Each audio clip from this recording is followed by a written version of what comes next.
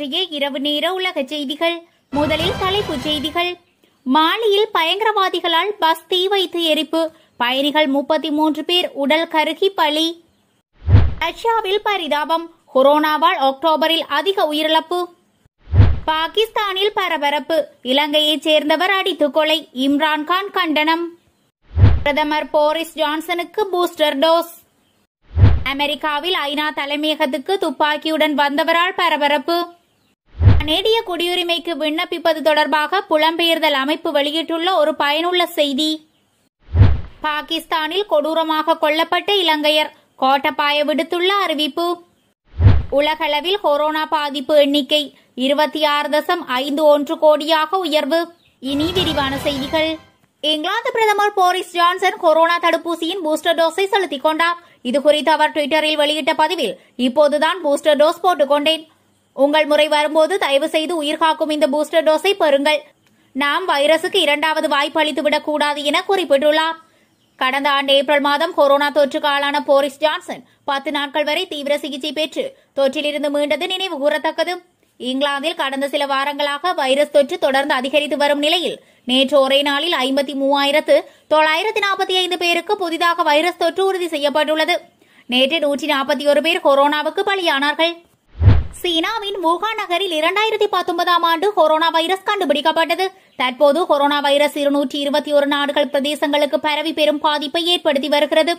கொரோனாவை கட்டுப்படுத்த தடுப்பூசி செலுத்தும் பணிகள் தீவிரமாக நடைபெற்று வரும் நிலையிலும் வைரஸ் பாதிப்பு அதிகரித்து வருகிறது. இந்நிலையில் உலகம் முழுவதும் கொரோனா வைரஸ் பாதிக்கப்பட்டவர்களின் எண்ணிக்கை 26,51,35,736 அதிகரித்துள்ளது. வைரஸ் பாதிக்கப்பட்டவர்களில் 2,10,12,799 பேர் சிகிச்சை பெற்று வருகின்றனர். கொரோனா பாதிப்பில் இருந்து இதுவரை 23,88,65,555 பேர் குணமடைந்துள்ளனர். ஆனாலும் கொரோனா வைரஸால் உலகம் முழுவதும் இதுவரை 52,57,382 பேர் உயிரிழந்துள்ளனர். அமெரிக்காவின் நியூயார்க் நகரில் ஐநா பொதுச்சபையின் தலைமையகம் உள்ளது. நேற்று முன்தினம் மதியம் 60 வயது மதிக்கத்தக்க நபர் ஒருவர் ஐநா தலைமையகத்துக்கு வந்தார். அவர் கையில் ஒரு பை வைத்திருந்தார். ஐநா தலைமையகத்தின் நுழைவு வாயிலில் பாதுகாப்பு பணியில் இருந்த போலீசார் அந்த நபரை தடுத்து நிறுத்தி விசாரித்துக் கொண்டிருந்தனர். அப்போது அவர் திடீரென தான் மறைத்து வைத்திருந்த துப்பாக்கியை கையில் எடுத்தார். இதனால் அங்கு பெரும் பரபரப்பு ஏற்பட்டது. ஆனாலும் அந்த நபர் துப்பாக்கியை போலீசாரை நோக்கி நீட்டவோ அல்லது அவர்களை அச்சுறுத்தவோ இல்லை. மாறாக அவர் தனது தலையில் துப்பாக்கியை வைத்து தான் கொண்டு வந்துள்ள சில ஆவணங்களை ஐநா அதிகாரிகளிடம் வழங்க அனுமதிக்க வேண்டும், இல்லையென்றால் தற்கொலை செய்து கொள்வேன் என மிரட்டினார். இதைத் தொடர்ந்து போலீசார் அவருடன் நீண்ட நேரம் பேச்சுவார்த்தை நடத்தினர். இறுதியில் அவர் கொண்டு வந்துள்ள ஆவணங்களை பெற்று அதிகாரிகளிடம் வழங்க போலீசார் ஒப்புக்கொண்டனர். அதன் பின்னர் அவர் போலீசில் சரணடைந்தார். ஆவணங்களையும் போலீசாரிடம் வழங்கினார். அவர் வழங்கிய ஆவணங்கள் தனிப்பட்ட நபரின் மருத்துவ அறிக்கை என்றும் ஐநாவுடன் தொடர்புடையது எதுவும் இல்லை எனவும் போலீசார் தெரிவித்தனர். இந்த சம்பவம் தொடர்பாக கைது செய்யப்பட்ட அந்த நபரிடம் போலீசார் தொடர்ந்து விசாரணை நடத்தி வருகின்றனர். மேற்கு ஆப்பிரிக்க நாடான மாலியில் ISIS அல் கொய்தா ஆதரவு பயங்கரவாத குழுக்கள் ஆதிக்கம் செலுத்தி வருகிறது. இந்த பயங்கரவாத குழுக்கள் பொதுமக்களை குறிவைத்து தாக்குதல்களை நடத்தி வருகின்றனர். இந்த பயங்கரவாத குழுக்களை ஒழிக்கும் நடவடிக்கையில் அந்நாட்டு ராணுவத்தினர் ஈடுபட்டு வருகின்றனர். இதனால் ராணுவத்திற்கும் பயங்கரவாதிகளுக்கும் இடையே அவ்வப்போது மோதல் சம்பவங்கள் அரங்கேறி வருகிறது. இந்நிலையில் அந்நாட்டின் மொப்தி மாகாணம் சொவெரி நகரில் இருந்து பெண்டிஹரா நகருக்கு நேற்று பஸ் சென்று கொண்டிருந்தது. அந்த பஸ்ஸில் 40க்கும் மேற்பட்டோர் பயணம் செய்தனர்.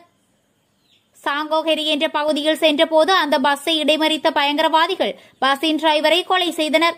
இதனால் அதிர்ச்சியடைந்த பயணிகள் பஸ்ஸில் இருந்து தப்பியோட முயற்சித்தனர். ஆனால் பயங்கரவாதிகள் பஸ்ஸின் கதவுகளை மூடி அதற்கு தீ வைத்தனர். இந்த கோர தாக்குதலில் பஸ்ஸில் பயணம் செய்த பயணிகள் 33 பேர் உடல் கருகி பரிதாபமாக உயிரிழந்தனர். மேலும் 7 பேர் படுகாயமடைந்தனர். தகவல் அறிந்து சம்பவ இடத்திற்கு போலீசார் மற்றும் பாதுகாப்பு படையினர் வருவதற்குள் பயங்கரவாதிகள் அங்கிருந்து தப்பிச் சென்றுள்ளனர். இந்த தாக்குதல் குறித்து பாதுகாப்பு படையினர் விசாரணை நடத்தி வருகின்றனர். பாகிஸ்தானில் வசிக்கும் இலங்கையர்களின் பாதுகாப்பை உறுதிப்படுத்துமாறு பாகிஸ்தான் அரசாங்கத்திடம் அரசு தலைவர் கோட்டபாய ராஜபக்ச வலியுறுத்தியுள்ளார். அண்மையில் பாகிஸ்தானில் எரித்து கொலை செய்யப்பட்ட இலங்கையர் தொடர்பாக வெளியிட்டுள்ள விசேட அறிக்கையில் அரசு தலைவர் இதனை கூறியுள்ளார். பாகிஸ்தானில் இலங்கையர் கொலை செய்யப்பட்ட சம்பவம் தொடர்பாக பாகிஸ்தான் அரசாங்கம் எடுக்கும் அடுத்த கட்ட நடவடிக்கைகள் குறித்து இலங்கை அரசும் மக்களும் அவதானித்து வருகின்றனர். அத்துடன் பாகிஸ்தான் பிரதமர் இம்ரான்கான் தலைமையிலான அரசாங்கம் இந்த மிலேச்சத்தனமான கொலை சம்பவம் நடந்ததும் உடனடியாக சட்டத்தை நிறைவேற்ற எடுத்த நடவடிக்கைகளை இலங்கை பாராட்டுகிறது. எந்த அடிப்படையில் வந்தாலும் அடிப்படைவாத செயற்பாடுகள் சமூகத்தை பாரியளவில் பாதிக்கின்றன. அதனால் அடிப்படைவாதத்திற்கு எதிராக முழு உலகமும் ஒரே நோக்கத்துடன் நின்று செயற்பட வேண்டும் என்பதை இவ்வாறான விடயங்கள் உறுதி செய்கின்றன. இந்த துரதிருஷ்டவசமான செய்தியினால் பாரிய அதிர்ச்சிக்குள்ளாகியுள்ள பிரியந்தகுமாரவின் குடும்பத்தினரும் நானும் அரசாங்கமும் இலங்கை நாட்டின் அனைத்து மக்களும் இருப்பதாக நினைவூட்டுகிறேன் என அந்த அறிக்கையில் அரசு தலைவர் மேலும் தெரிவித்துள்ளார். இலங்கை பிரஜை பாகிஸ்தானில் எரித்துக் கொல்லப்பட்ட சம்பவம் தொடர்பில் பிரதான சந்தேக நபர் உட்பட 100ற்கும் மேற்பட்டவர்கள் இன்று கைது செய்யப்பட்டுள்ளனர். இந்த சம்பவத்தை பிரதமர் இம்ரான்கான் பாகிஸ்தானின் அவமானத்தின் நாள் என்று வர்ணித்துள்ளார்.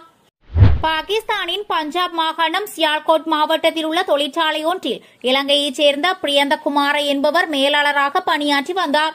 இந்த நிலையில் அந்த தொழிற்சாலையில் வேலை பார்த்து வரும் 100ற்கும் மேற்பட்ட தொழிலாளர்கள் சேர்ந்து பிரியந்தகுமாரவை சாலைக்கு இழுத்து வந்து சரமாரியாக அடித்து உதைத்தனர்.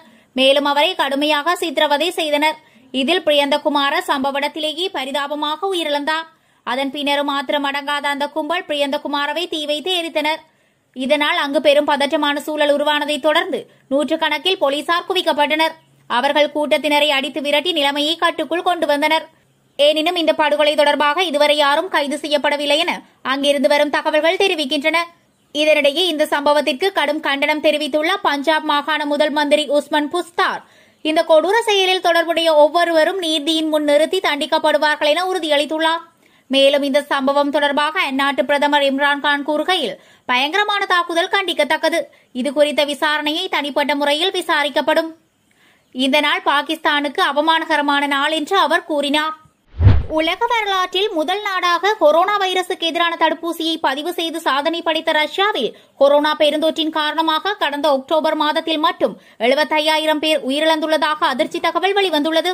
அதில் கொரோனா பாதிப்பு உறுதி செய்யப்பட்டு சிகிச்சையில் இருந்தவர்களில் 58,822 பேரும் கொரோனா பாதிப்பு உள்ளதா இல்லையா என்று உறுதி செய்யப்படாத 9,912 பேரும் பலியாகி உள்ளனர்.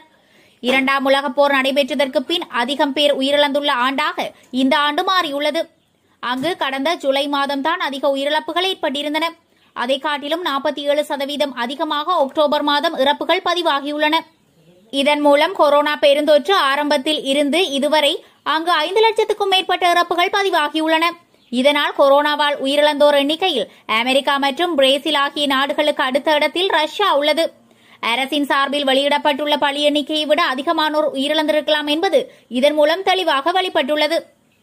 ரஷ்யாவில் கொரோனா தடுப்பூசி செலுத்த பொதுமக்கள் தயக்கம் காட்டி வருவதே கொரோனாவால் உயிரிழப்புகள் அதிகம் ஏற்பட காரணம் என்று தெரிவிக்கப்பட்டுள்ளது. அங்கு இதுவரை 40% மக்கள்தான் முழுமையாக தடுப்பூசி செலுத்திக் கொண்டுள்ளனர். ரஷ்யாவில் கட்டுப்பாடுகள் தீவிரமாக்கப்பட்டுள்ளன. அதில் ஒரு நடவடிக்கையாக ரஷ்ய அதிபர் புதின் ஒரு வாரத்திற்கு ஊதியத்துடன் கூடிய விடுமுறை அளித்து உத்தரவு பிறப்பித்துள்ளார். மேலும் தலைநகர் மாஸ்கோவில் அத்தியாவசியமற்ற சேவைகளுக்கு 11 நாட்கள் தடை விதிக்கப்பட்டுள்ளது. தென்னாப்பிரிக்கா உள்ளிட்ட நாடுகளிலிருந்து ரஷ்யா வருவோர் கண்டிப்பாக 14 நாட்கள் கட்டாய தனிமைப்படுத்தல் மேற்கொள்ள வேண்டும் என வரையறுக்கப்பட்டுள்ளது. கடந்த ஆண்டு ஏப்ரல் மாதம் முதல் இந்த ஆண்டு அக்டோபர் மாதம் வரையிலான காலகட்டத்தில் ரஷ்யாவில் 5,37,000 பேர் கொரோனா பாதிப்பால் உயிரிழந்துள்ளதாக தகவல் வெளியாகியுள்ளது. இது அந்நாட்டு அரசு சார்பில் கொடுக்கப்பட்ட பலி எண்ணிக்கையை விட 2 மடங்கு அதிகமாக இருப்பது அதிர்ச்சியை ஏற்படுத்தியுள்ளது குறிப்பிடத்தக்கது. கனேடிய குடியுரிமை பிரதிநிதிகளை கொண்டவர்கள் இனி ஆன்லைனில் குடியுரிமை கோரி விண்ணப்பிக்கலாம் என கனடா அறிவித்துள்ளது.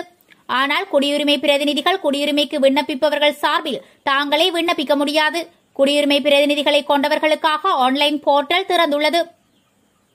ஆனால் குடியுரிமை பிரதிநிதிகள் அடுத்த ஆண்டு சிறிது காலம் வரை குடியுரிமைக்கு விண்ணப்பிப்பவர்கள் சார்பில் தாங்களே விண்ணப்பிக்க முடியாது. நவம்பர் 30 முதல் கனேடிய புலம்பெயர்தல் அகதிகள் மற்றும் குடியுரிமை அமைப்பு தன் ஆன்லைன் போர்ட்டலை திறந்து வைப்பதை குடியுரிமை பிரதிநிதிகள் கொண்டோர் குடியுரிமை கோரி விண்ணப்பிப்பதற்கு வசதியாக நீடித்துள்ளது.